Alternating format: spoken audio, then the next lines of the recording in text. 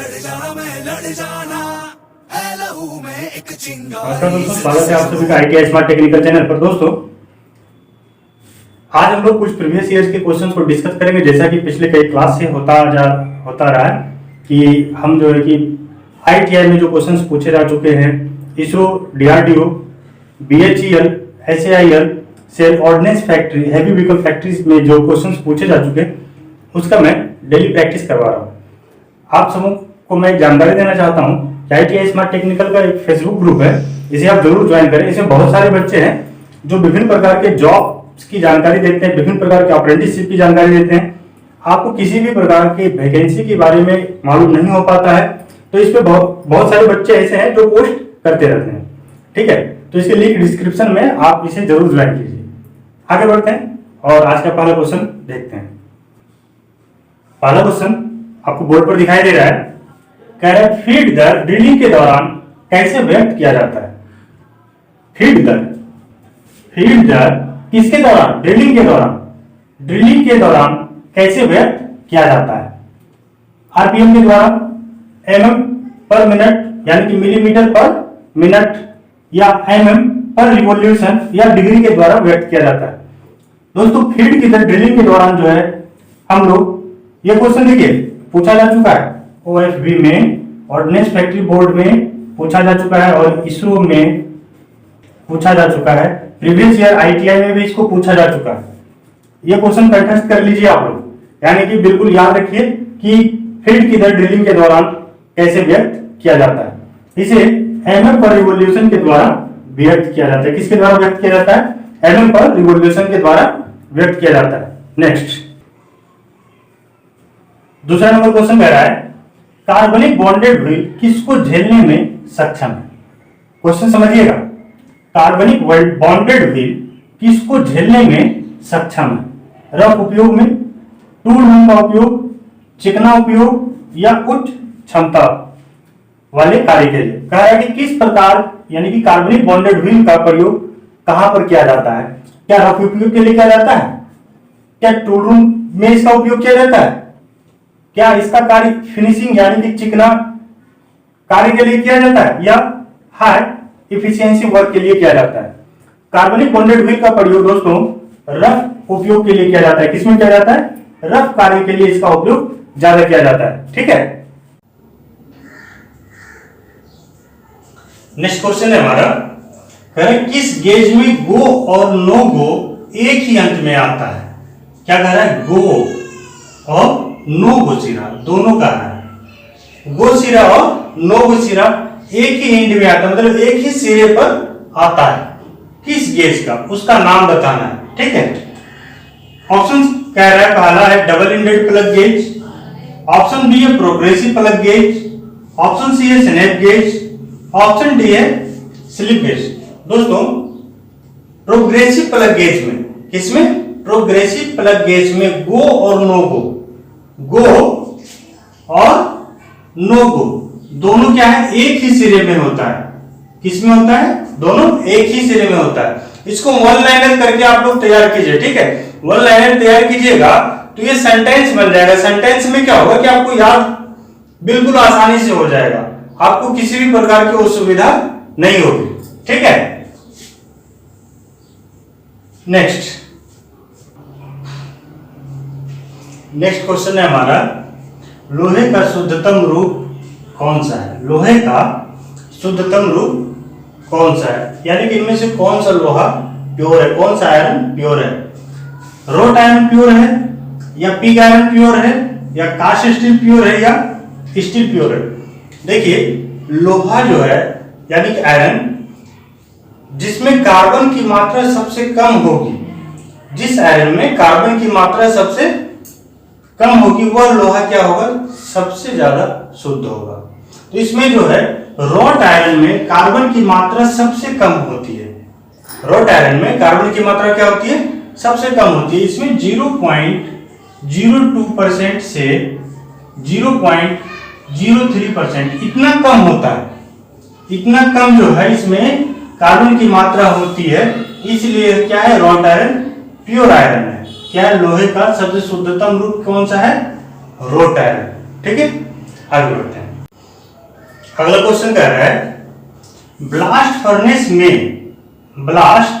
Furnace में गलाने से प्राप्त उत्पाद कौन सा है?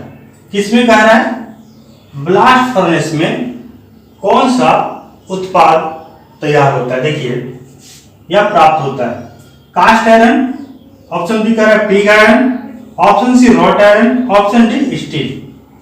देखिए यह क्वेश्चन जो है ITI में पूछा जा चुका है, यह क्वेश्चन इसरो में भी पूछा जा चुका है, यह क्वेश्चन हैवी व्हीकल बोर्ड में भी पूछा जा चुका है, हैवी व्हीकल फैक्ट्री में पूछा जा चुका है। इसलिए यह बहुत ही इंपॉर्टेंट क्वेश्चन है, इसका स्क्रीनशॉट ले लीजिए आप, ठीक है, और इसको याद कर लीजिएगा। क्लियर? तो हम आज इसमें बता रहे हैं आपको, ब्लास्ट फर्नेस में गलाने से पिग आयरन प्राप्त होता है। कौन सा आयरन प्राप्त होता है? पिग आयरन प्राप्त होता है। हमारा बी नंबर पिग आयरन सही है। नेक्स्ट क्वेश्चन हमारा है, रोट आयरन में कार्बन की मात्रा किस रेंज में है? अभी हमने आपको जस्ट बताया है कि रोट आयरन में कार्बन की मात्रा कितनी होती है। इसका पहले का क्वेश्चन यह था कि लोहे का सबसे शुद्धतम रूप कौन सा है? लोहे का सबसे शुद्धतम रूप कौन सा है? तो हमने उसमें क्लिक किया था रोट आयरन, चूंकि उसमें कार्बन की मात्रा क्या थी? कम थी। हमने आपको बताया था कि जो प्योर आयरन होगा उसमें कार्बन की मात्रा क्या होगी? कम होगी। तो आपको मैंने अभी जस्ट बताया, आप वीडियो रोक करके हमें इसका आंसर दीजिए कमेंट बॉक्स में। चलिए मैं आपको बता देता हूं, रोट आयरन में कार्बन की मात्रा 0.02 से 0.03% होती है। हम इसमें आगे नहीं बढ़ेंगे क्योंकि हमने इसको पीछे बता दिया था, इसलिए हम ज्यादा ऑप्शंस की ओर नहीं गए और आप लोगों को याद भी हो गया होगा, इसलिए हमने डायरेक्ट इसको क्लिक किया कि 0.02 से 0.03% कार्बन की मात्रा होती है। किसमें? रोट आयरन में। ओके, तो बता रहे थे कि स्क्रैचिंग, घिसा और घर्षण को सहने और प्रवेश करने की क्षमता के गुण को क्या कहते हैं हम लोग? हार्डनेस कहते हैं। क्या कहते हैं? हार्डनेस। ठीक है, यह कई बार पूछा जा चुका है एग्जाम में, इसको आप लोग रिवाइज कर लीजिए, इसका स्क्रीनशॉट जरूर लीजिए। ठीक है, उसको मैं बार बार आप लोगों से कहता हूं कि इसकी स्क्रीनशॉट जरूर लीजिए। आगे बढ़ते हैं। अगला क्वेश्चन आप देख रहे हैं स्क्रीन पर, इनमें से कौन गर्मी और बिजली, किसका? गर्मी और बिजली का सुचालक है। कुचालक नहीं, सुचालक। ठीक है, गर्मी और किसका सुचालक? गर्मी और बिजली का सुचालक है। तांबा का, सीसा का, स्टील का या एल्युमिनियम का? ऑप्शन दोबारा देख रहे हैं, तांबा का, सीसा, स्टील का या एल्युमिनियम का? देखिए इनमें से गर्मी और बिजली का सबसे अच्छा सुचालक तांबा है। कौन है? तांबा है। ठीक है, नेक्स्ट।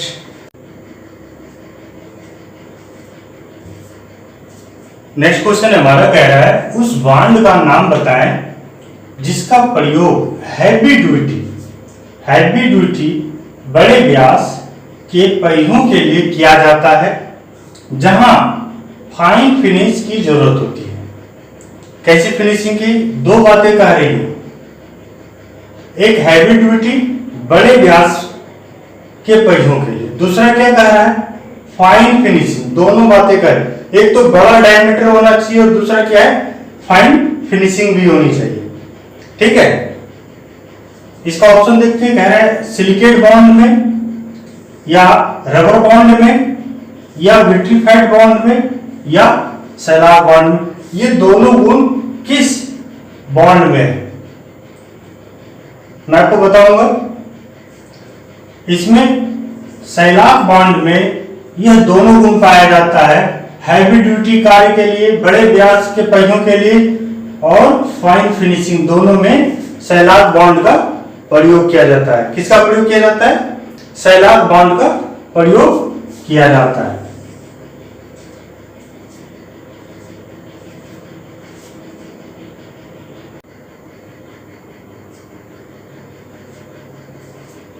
नेक्स्ट क्वेश्चन है, एनीलिंक का मुख्य उद्देश्य है, यानी कि एनीलिंक का मुख्य उद्देश्य क्या है, यह पूछ रहा है। एनीलिंक का मुख्य उद्देश्य है डैश। ऑप्शन को देख लेते हैं। हार्डनेस को बढ़ाना, कड़ेपन को बढ़ाना, मशीनेबिलिटी में सुधार करना या विरूपण को दूर करने के लिए एनीलिंक का मुख्य कार्य क्या है, यह पूछा जा रहा है।